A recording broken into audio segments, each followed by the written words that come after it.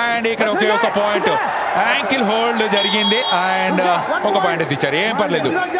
28-30.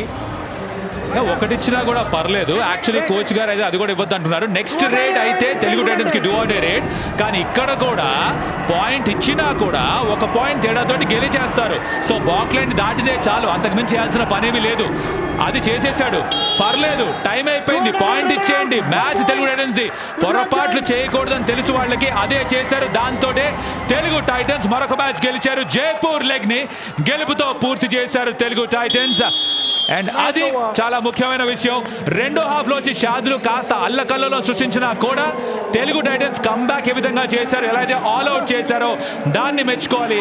కానీ ఆ last 10 minutes ఏదైతే ఉందో దాన్ని ఓవర్కమ్ చేశారు అండ్ ఆ ప్రెజర్ని తీసుకున్నారు అండ్ అక్కడ కలిసికట్టుగా ఆడారు కాబట్టి ఈ మ్యాచ్ గెలవడం అయితే జరిగింది.